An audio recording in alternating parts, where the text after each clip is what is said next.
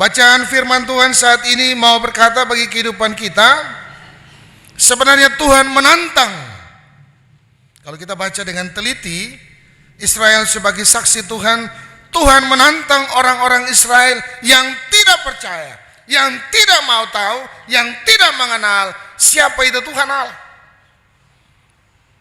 Sehingga dalam ayat yang ke-8 sampai ke-9 di kanan katakan, biarlah orang membawa tampil bangsa yang buta, sekalipun ada matanya, yang tuli sekalipun ada telinganya. Biarlah berhimpun bangsa-bangsa bersama-sama segala bangsa-bangsa, dan biarlah berkumpul suku-suku bangsa. Siapa di antara mereka yang dapat memberitahukan hal-hal ini? Bapak dan Ibu Saudara yang terkasih dalam Tuhan Yesus, kalau kita baca pembagian Alkitab, khusus bagian Yesaya 40 sampai 45 itu merupakan kitab Deutero Yesaya yang dituliskan ketika orang Israel ada di pembuangan di Babel. Bapak Ibu, Babel itu yang kita kenal sekarang Babilonia. Yang sekarang kita kenal apa itu Bapak Ibu? Negara apa? Ya, Kakak Fika? Ya? Babel itu ada yang tahu? Saya bilang baru-baru beberapa minggu yang lalu Advent. Babel itu bangsa ya Irak. Tim multimedia tahu. Allah mengizinkan orang Israel ada di pembuangan.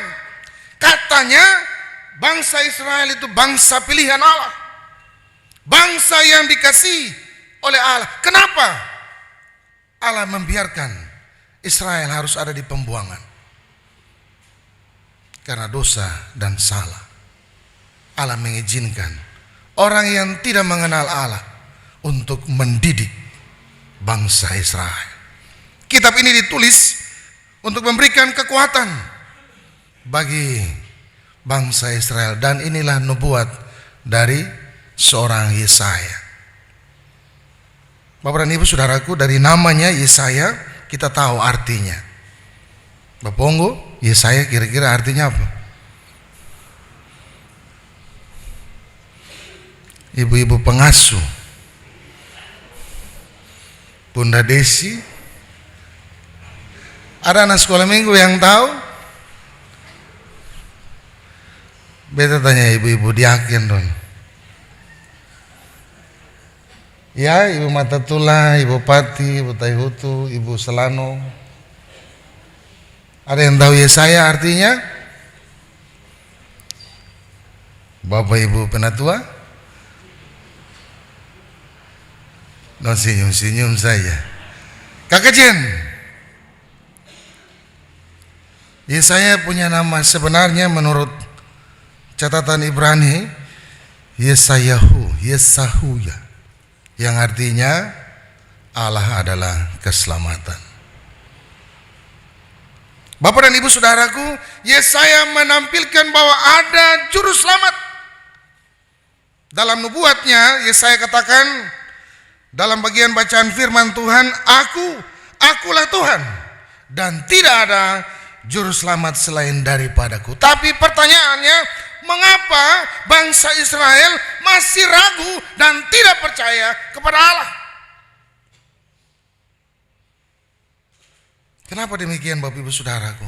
Sebab mereka hanya melakukan apa yang menurut mereka enak, apa yang menurut mereka itu benar, apa yang menurut pikiran mereka itu baik, tapi menurut Allah tidak.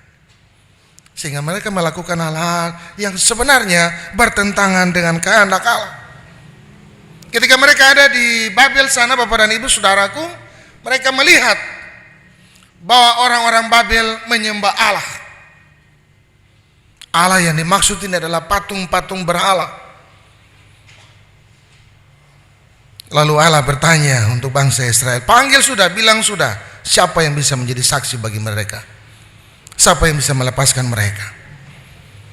Allah mengingatkan bangsa Israel bahwa Dia ada dan tidak pernah meninggalkan mereka.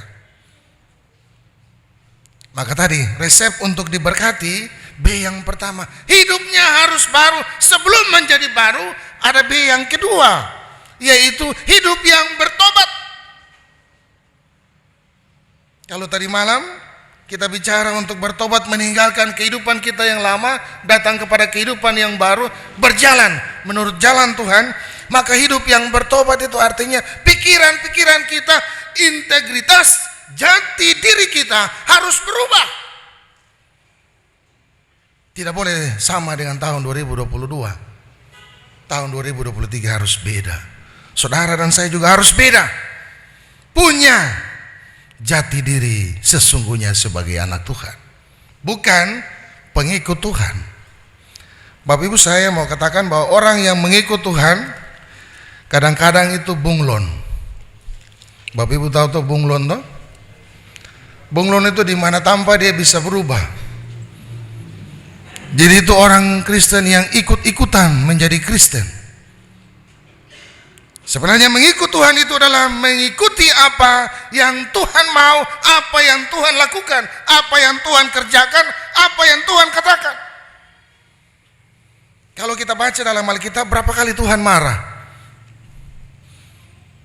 Berapa kali Tuhan sumpah serapah? Berapa kali Tuhan maki orang? Coba Bapak Ibu baca di Alkitab dari perjanjian lama sampai perjanjian baru, berapa kali Bapak Ibu jumpai? Tidak ada. Dia menghardik mereka ketika mereka mempergunakan rumah doa sebagai rumah untuk jual beli dan perdagangan, bahkan judi. Bapak dan Ibu saudaraku yang terkasih dalam Tuhan kita Yesus Kristus, Israel mengalami hal yang sama. Israel menjadi bangsa pilihan Allah, tapi mereka tidak dengar-dengaran. Mereka melihat perbuatan Tuhan, tapi seolah-olah mereka buta. Mereka menyaksikan setiap hal yang dikerjakan Tuhan dalam keselamatannya, tapi mereka menutup mata, menutup telinga. Kalau ada yang bisa jawab pertanyaan ini, apakah iman itu perlu bukti? Ya. Di Ibrani 11 ayat 1, iman itu pengertiannya di sana. Tapi pertanyaan untuk kita renungkan saat ini, apakah iman itu perlu bukti?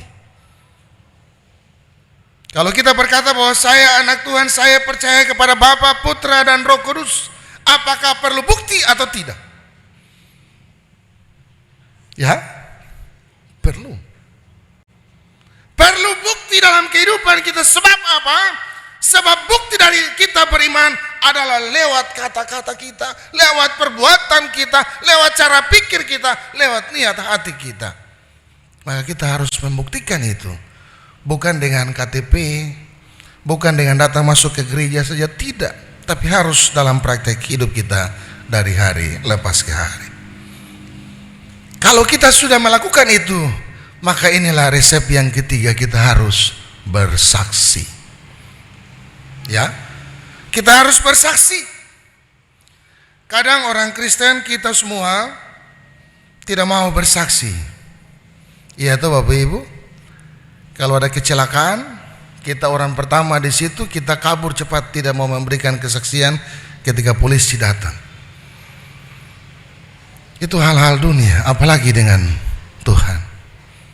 Bagaimana kita mau bersaksi tentang Tuhan? Apakah tunggu dulu ketika kita mengalami peristiwa bersama dengan Tuhan, baru kita mau bersaksi bagi Tuhan? Bapak dan Ibu saudaraku yang terkasih dalam Tuhan kita Yesus Kristus, bersaksi itu berarti dalam seluruh perbuatan kita, kita menyaksikan, menjadi saksi bagi orang lain, bercerita tentang Tuhan kepada orang lain. Tapi ingat, Esra 7 ayat yang ke-10 katakan apa? Baca Taurat, baca, lakukan, baru ajarkan. Nah, orang Kristen, para pelayan, kita sering baca lalu kita ajar. Apa yang kita lakukan tidak sejalan dengan apa yang kita katakan. Orang bilang latihan lain, main lain. Pendeta bicara di atas mimbar, tidak boleh begini, tidak boleh begitu, padahal praktek hidupnya tidak sama. Majelis pun begitu, bilang di atas mimbar begini dan begitu, padahal prakteknya tidak sama. Nah, bukti dari kita beriman harus dibuktikan dalam setiap kehidupan kita. Bapak dan Ibu saudaraku yang terkasih dalam Tuhan kita Yesus Kristus, Allah dengan tegas mengingatkan bangsa Israel, bangsa yang tidak percaya kepada Allah, bangsa pilihan Allah yang hidup bersama dengan Allah, yang melihat perbuatan Tuhan yang luar biasa. Mereka menjadi orang-orang yang ragu, cari Allah lain. Ya Bapak Ibu, cari Allah lain, cari kekuatan yang bersifatnya sesaat. Lalu Yesaya menubuatkan hal ini, memberikan berita sukacita, berita kelepasan. Nah, persoalannya untuk kita renungkan saat ini Bapak dan Ibu saudaraku yang terkasih, bagaimana hidup kita yang bertobat, hidup kita yang baru, hidup kita yang bersaksi. Jadi tahun 2023 adalah tahun di mana kita harus hidup baru. Hidup baru itu adalah hidup yang sudah bertobat. Hidup baru itu adalah hidup yang mau bersaksi untuk kemuliaan nama Tuhan. Yang kalau di tetangga kita yang di sebelah bilang saksi-saksi Yehova, saksi-saksi Allah. Iya tuh Bapak Ibu, mereka bercerita, menyaksikan, memberikan kesaksian tentang Allah. Hari ini firman Tuhan mengingatkan saudara dan saya, kita semua adalah saksi yang telah melihat, yang telah menyaksikan, yang telah mengalami kehidupan bersama dengan Allah. Sebab itu dikatakan dalam Alkitab, berbahagialah kamu yang percaya walaupun tidak melihat. Itu bukti dari iman kita. Itu bukti bahwa saudara dan saya adalah anak Tuhan yang mau dengar, yang mau melakukan, yang mau percaya dan mengerti, bahkan melakukan apa yang Tuhan mau. Bapak dan Ibu saudara yang terkasih di dalam Tuhan kita Yesus Kristus, dalam suasana tahun baru, saudara dan saya diajak untuk menyadari diri kita sebagai orang Kristen, sebagai semua umat kepunyaan Allah, bahwa kita adalah manusia yang berdosa. Kalau kita ada sampai dengan hari ini, bukan karena kita layak. Kita ada sampai dengan hari ini karena belas kasihan Tuhan. Kita ada sampai dengan hari ini karena Tuhan mengizinkan saudara dan saya untuk menyaksikan perbuatan Tuhan. Bahkan kita diizinkan ada sampai dengan saat ini. Allah memposisikan diri kita, menaruh diri kita sebagai saksi yang harus bersaksi bagi orang lain. Oleh karena itu, dalam mengisi tahun yang baru, dengan sikap kita yang bertobat, dengan memiliki hidup yang baru di dalam Tuhan, berjalan di jalan yang Tuhan tunjukkan, berjalan di jalan yang Tuhan arahkan, maka sebenarnya adalah satu kehormatan yang diberikan oleh Tuhan Allah bagi kehidupan Bapak Ibu saudara dan saya. Bapak Ibu kalau direnung-renung sampai dengan hari ini 2023 tahun, perusahaan yang tertua, perusahaan yang terbesar, perusahaan yang terhebat, perusahaan itu berdiri sudah 2023 tahun. Iya tuh Bapak Ibu, perusahaan milik Yesus Kristus. Saudara dan saya adalah karyawan. Saudara dan saya adalah pekerja di perusahaan itu. Apa kerja kita? Kerja kita adalah bersaksi tentang nama Yesus, bersaksi tentang Allah yang sudah mengizinkan kita ada sampai dengan hari. Dalam kesaksian itu dapat dinyatakan dalam kehidupan konkret kita, bukan hanya dengan kata-kata, tapi harus dibuktikan dalam perbuatan nyata kita. Sebagaimana Rasul Yakobus berkata, iman tanpa perbuatan. Terus, iman tanpa perbuatan adalah mati. Jadi kalau saudara dan saya berkata, saya anak Tuhan, saya milik Kristus, maka perbuatan setiap hari kita adalah perbuatan-perbuatan yang menyenangkan hati Tuhan. Ada amin? Bapak dan Ibu saudaraku yang terkasih dalam Tuhan Yesus, biarlah seluruh kehidupan kita di tahun 2023 kita menjadi orang-orang yang hidup baru di dalam Tuhan. Kita menjadi orang-orang yang sudah bertobat. Kita menjadi orang-orang yang mau bersaksi untuk kemuliaan nama Tuhan. Sebab Tuhan ada di tengah-tengah kehidupan kita. Tidak ada lain selain Dia. Tuhan memberkati kita dengan kebenaran firman-Nya. Amin.